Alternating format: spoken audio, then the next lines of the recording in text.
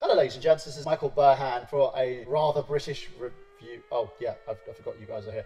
My two guests on the show today are Brandon Liggan from Slamcast and also Nick Horacek, and we're reviewing WWE2K15. WWE2K15 is a wrestling simulation video game developed by Visual Concepts and Yux and published by 2K Sports. The game is the latest from the WWE2K series, released on October 28th, 2014 in North America, October 31st, 2014 in Europe for the PlayStation 3 and Xbox 360, and was released on the PlayStation 4 and Xbox One in November 18th, 2014 in North America and November 21st, 2014 in Europe. The cover features John Cena as it's first in the series to use the WWE logo introduced in 2014. So yeah, that's a game. No one was playing dress up or oiling themselves up at all. Let's just go into the story, I think, yeah. The story, there wasn't really a story on the PlayStation 3, we just had the showcase mode. You guys really got the bare bones version of the game. I feel really bad for anybody who hasn't upgraded the next gen consoles yet. If you haven't, by all means, I recommend it. You will be well compensated for your investment. Yeah, it's like if you bought the Xbox 360 or PS3 version of the game, you really got about half of the game. Yeah, it's kind of the thing here. We've basically lost out on a lot of content. We got the showcase mode, the create a wrestler mode, and also universe mode, which kind of replaced the general manager mode that we used to have in previous iterations of the game by THQ. It's one of those things, I think, with the PlayStation 3 game that you kind of can live without, but there's not really much substance to it, especially with the fact that you don't really have any given storylines as opposed to the last couple of years. But it also seems rather weird because it seems like a cut and paste of 2K14, which was released in the previous iteration. Now, on the Xbox One, which is the one that you've got, Brandon, tell us a little bit about the story mode. What did you do there? I mean, I was very excited about the story mode because you create a wrestler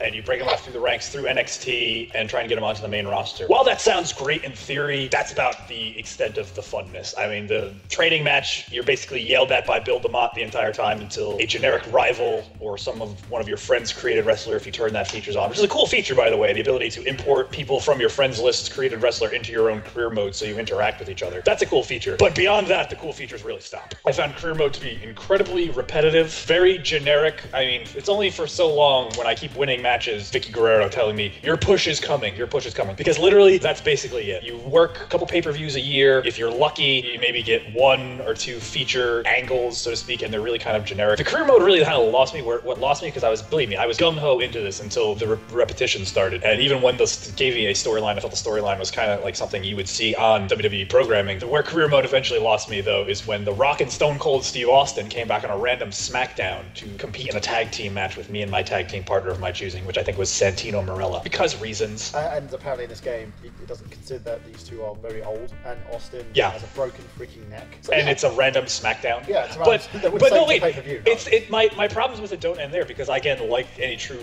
loyal wrestling fan, I played career mode absolutely until the very end. So I got my character up to 100, or rating of 100, and I won the WWE title. There it just ends. You get credits, and the next thing you're prompted with is you're asking who would you like your opponent to be for your last match. Wow. 5 years into a 15-year career mode, and I've already completed it by simply winning the Royal Rumble and beating John Cena at WrestleMania for the World Heavyweight title. Was Cena booed, at least? No, it was a fairly mixed reaction. I think actually a lot of times I get booed, which I don't know if we want to talk about other things that I do like about it, but career mode, it irked me. It was an incredible disappointment, considering the fact that NBA 2K's career mode is a very expansive, in-depth, multi-year story that really kind of engrosses you. Granted, you do sound like a black man, even though you create a white player, but that's neither here nor there. I enjoyed it. I mean, I'm right at the end, so I'm getting ready to win the WWE title, and then, it ends on there. But it also depends on what choices you make. There are a lot of times where you'll get actions on whether to decide to say one thing or another, and then it kind of branches off from there. But the funny thing is, you win the Royal Rumble, but then you get to choose whether you want to fight for the world title, the Intercontinental title, or the US title. That's kind of weird, because you never get that choice. The Rumble's supposed to be your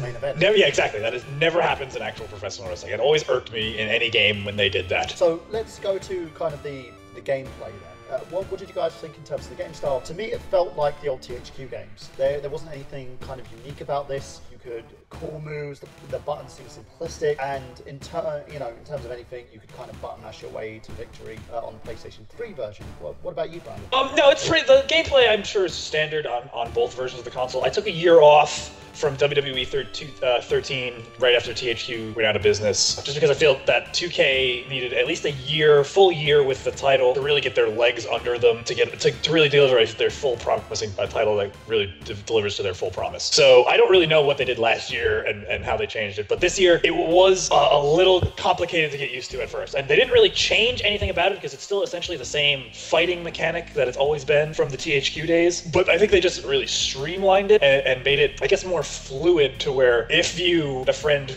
really wanted to work it out correctly, you could actually work out a properly synced wrestling match, like call spots and, you know, set up your hope spots and, you know, up until you're finished and stuff like that, and, you know, you decide whoever wants to go over. But, you know, I have no issues with the gameplay. The gameplay was great. See, here's the thing. I had actually also played, I rented 2K15 on the 360, and yes, it felt pretty much cut and paste roster update from 2K14. But with the Xbox One and PS4, you have this stamina meter where you can't just spam a running attack the whole match. You're going to blow yourself up, and you're going to not be able to do certain moves. You need a certain amount of stamina to do signatures, finishers, and the different oh my god moves that you can do, from the Cesaro swing to the skull-crushing big boot, stuff like that. I don't know. I saw this as kind of something that I've seen before. It doesn't seem to be the game that I thought it would be, especially because it was on the last gen. I think they kind of took a lot of shortcuts for the last gen, kind of slapped 2K15 sticker on it and said, yeah, there's your update, really. I can see where you think that, but I mean, knowing what we know about wrestling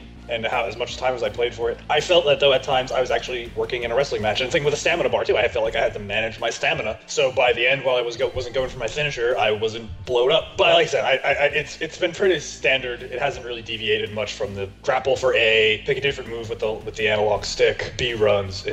If you played one wrestling game in the last 10 years, you've probably played WWE 2K15. For me, it seems like it has very atmospheric sound. It kind of gives me that whole WWE feel to it.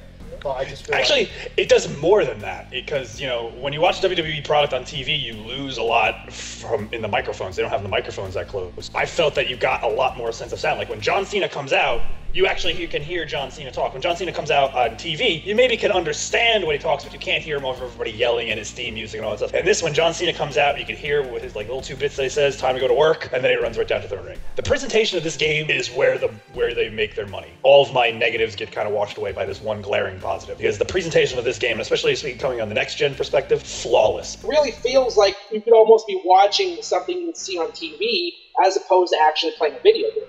Just one other thing, guys, you make sure that you adhere to the community guidelines, because they do stop you from putting banned content up. Chris Benoit. With he who shall not be nameless on this. Chris Benoit. We'll just call him Stevie Richards. Chris Benoit. Yeah, then who? Anyway. Chris Benoit. So I'm just gonna say it, man. Chris Benoit. Don't make a creator wrestler of Chris Benoit unless you want to get the fucking ban hammer from 2K and Microsoft. Yeah. Well, don't upload it. So, if it's still on your system, they won't do anything. But if you upload it, then you'll get the hammer. So what would you say overall? Give yourself a score, Brandon. What would you rate the game? And I know I'm going to get a lot of heat from wrestling fans from saying this.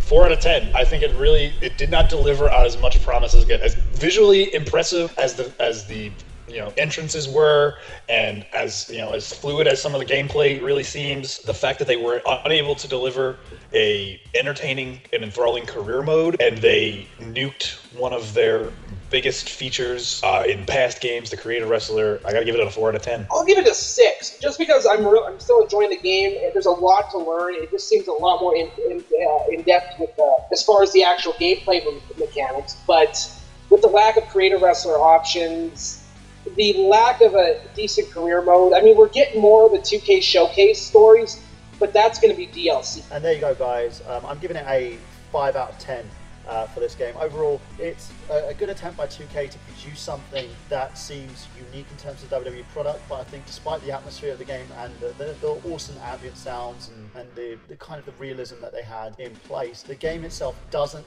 have the kind of the anything that stands the depth out. Doesn't have the depth that previous titles it had. Doesn't have the depth that stands out that the previous titles did. I think the one thing that 2K can do is look at the general manager modes, look at some of the old modes in the SmackDown vs. Raw series, and have a look at how they can make these work, because I think they're missing the boat in terms of like the brand wars, in terms of creating your own characters and trying to compete shows against another show. I love the whole booking part of it, especially if you're a huge wrestling mark. That's the one feature that I loved about the game, is it needs to to stand out a lot more. There you go, guys. If you love my voice, you can check me out in another Rather British review. You can give us a like, comment, tell us your experiences with WWE2K15 and what you think of the game. And as you can tell, we've got loads of shots of both versions on there, the PS3, the Xbox 360, and the Xbox One. And do you feel that this is the best wrestling game that you've ever played? Or tell us what your favourite wrestling game that you've ever played. My favourite, of course, is WrestleFest. Still love that game to a passion because it's so simplistic, it works really well for what it is. And this is Michael Burham from Nick Horacek for Brandon Liggan saying that we've got gameplay.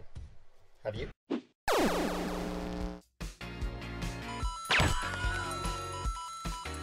If you only knew the power of the dark side. 2, 1, 0.